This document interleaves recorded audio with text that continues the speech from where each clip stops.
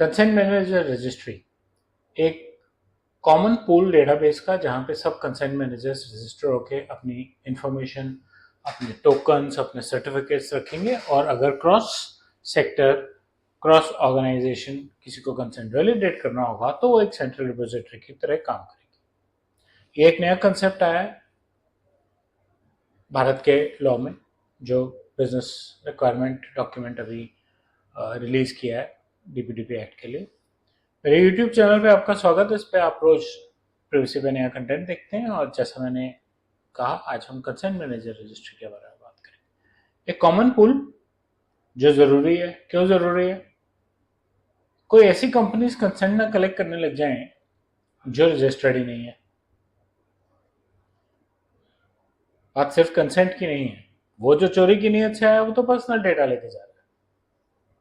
तो इकोसिस्टम में interoperability, validation की जो कंसेंट लिया गया है, जो ऑर्गेनाइजेशन रजिस्टर्ड हैं वो प्रॉपर हैं या नहीं है, ये बहुत जरूरी है। जैसे डिजी लॉकर है, हर आदमी डिजी लॉकर से जाके अपने प्रोस्पेक्ट की, अपने कस्टमर की पर्सनल इंफॉर्मेशन ले सकते। वो एक सर्टिफाइड जगह है, वहां पे प्रॉपर इंफॉर्मेशन प्रॉपर तरीके से पता है। शेयर ब्रोकर्स आप सेबी से उनका रजिस्ट्रेशन नंबर चेक करा सकते हैं। तो एक कॉमन इंटरफेस, एक कॉमन डेटाबेस, जैसे यूपीआई एप्स हैं उस तरह से वैलिडेशन के लिए उनको ministry of electronics and IT के साथ रजिस्टर होना पड़ेगा, उनके बोर्ड पे आना पड़ेगा। उनकी सिक्योरिटी, उनकी डेटा मिनिमाइजेशन, उनके ऑडिट ट्रेल्स, उनके लॉग्स, क्या वो रिवोकेशन लॉग रखेंगे कि नहीं रखेंगे, क्या वो कंसेंट टोकन बेस्ड कंसेंट को सपोर्ट करेंगे कि नहीं करेंगे। ऑप्शन नहीं है वैसे, टोकन बेस्ड कंसेंट को सपोर्ट करना पड़ेगा। तो revocation logs, audit trails, token based consents, इन सब चीज़ों का सपोर्ट बहुत इंपॉर्टेंट है।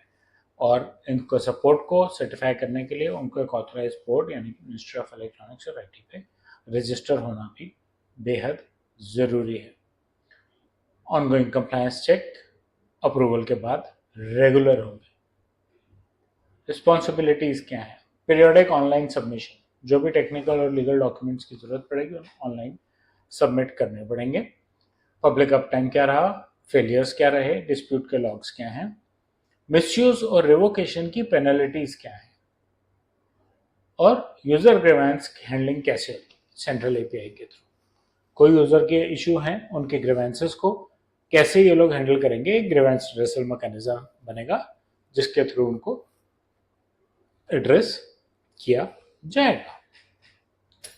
फाइनली ट्रस्ट और स्केलेबिलिटी, इस पे क्या इम्पैक्ट आएगा। अलग अलग ऑर्गेनाइजेशन जैसे फिनटेक, एडटेक, ये कॉन्फिडेंटली प्लग इन कर सकते हैं क्योंकि एक दूसरे से इंटरऑपरेबल है। इनकी रजिस्ट्री सेंट्रल लोकेशन पे अवेलेबल है, इनके सर्टिफिकेट्स चेक किए जा सकते हैं। फिडुशरीज के लिए रिस्क कम हो गया है क्योंकि सर्टिफाइड कंसेंट मैनेजर्स हैं, तो रिलायबिलिटी बढ़ गई है ना। किसके लिए? यूजर के लिए। उसका कॉन्फिडेंस बढ़ेगा कि मैं यहाँ से भी कर सकता हूँ, वहाँ से भी कर सकता हूँ, और सेंट्रल हब से दोनों री-वेरीफाई हो सकते हैं।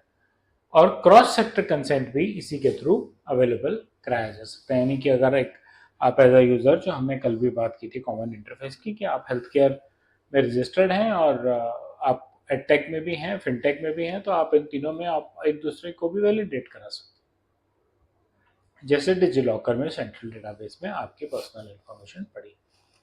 तो एक कंसेंट मैनेजर रजिस्ट्री का कंसेप्ट आया है डीपीडीपी एक्ट 2023 के अंदर। मुझे उम्मीद है आपको मेरा कंटेंट अच्छा लगा होगा। बेल और लाइक करना, मेरे चैनल से सब्सक्राइब करें और अपना फीडबैक कमेंट सेक्शन में शेयर करें। धन्यवाद।